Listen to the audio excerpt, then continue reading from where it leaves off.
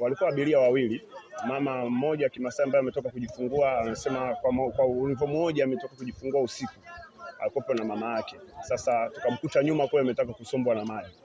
Huyu ni dereva aliyefahamika kwa jina la John Mchamba, dereva kutoka wakala barabara TANROADS mkoa wa Morogoro, akieleza namna alivyoweza kupita kwenye kina kirefu cha maji, huku lengo likiwa ni kuokoa mama mwenye mtoto mchanga ambaye alitoka kujifungua. Dereva huyo anasema hapo ilikuwa katika eneo la Miombo katika barabara ya Mikumi Kilosa, ambapo maji yalikuwa na kina kirefu, lakini kutokana na changamoto ya mama huyu mwenye mtoto mchanga kutaka kusombwa na maji, akalazimika kumpakia kwenye gari na kuendesha gari hilo kwenye kina kirefu cha maji. Kwa majina anaitwa John Joseph Mchamba, ni dereva anatokea taasisi ya wakala barabara Tanzania TANROADS mkoa wa Morogoro. Jana wakati tunakuja huku kwenye eneo la kazi huku, tumefika pale Miombo, tukakuta maji yamejaa, lakini sio sana. Lakini baada ya kufika pale tukakutana na wamama wa Kimasai wametoka kujifungua. Sasa wakawa wametaka kubebwa na maji, tukabidi tuwasaidie. Mimi kaongea na mabosi zangu ambao niko nao, nikawaomba kama tunaweza tukawasaidia tukawavusha upande wa pili.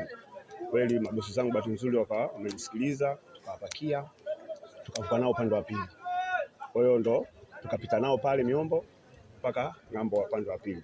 Kidogo hali ya barabara sio nzuri, lakini mambo ni maji tu yatapita yale na maisha yataendelea. Labda una muda gani kwenye udereva? Naona ile ilikuwa maji yalikuwa ni mengi sana, na ulipata hapo ujasiri wa kuvuka kuna maji yakiwa vile? Na muda mwingi kwenye udereva, na kama miaka kama 8 kwenye sekta hii ya udereva. Ni ujasiri tu pale, kwa sababu nishapita pale, kuna mtu alitangulia kwa kupita, tukaona anapita maji ya kawaida. Sasa nikaangalia nikaona hii cruiser inaweza ikapita. Kwa hiyo nikabidi nipite na wale watu pale, tukapita nao. Lakini Mungu akatusaidia, tukapita salama, tukafanikisha mpaka upande wa pili. Walikuwa abiria wangapi na walikuwa kwenye hali gani? Walikuwa abiria wawili, mama mmoja Kimasai ambaye ametoka kujifungua, anasema kwa ulivyomuoja ametoka kujifungua usiku, alikuwa na mama yake. Sasa tukamkuta nyuma kwa ametaka kusombwa na maji, ikabidi tukawasaidia wakavuka upande wa pili, ambapo mita hiyo sehemu njiani kwa nishavuka, tukawasaidia wakapanda kwenye gari, ndio kuja kuwavusha ile eneo la maji ambapo kwa kipande kirefu ambacho kimejaa maji.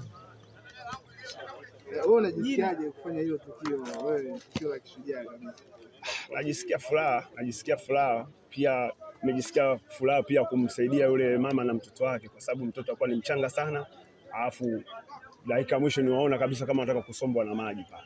Kwa hiyo najisikia furaha kidogo kuwasaidia na mimi mwenyewe kujisaidia pamoja na mabosi zangu kuvuka ng'ambo salama.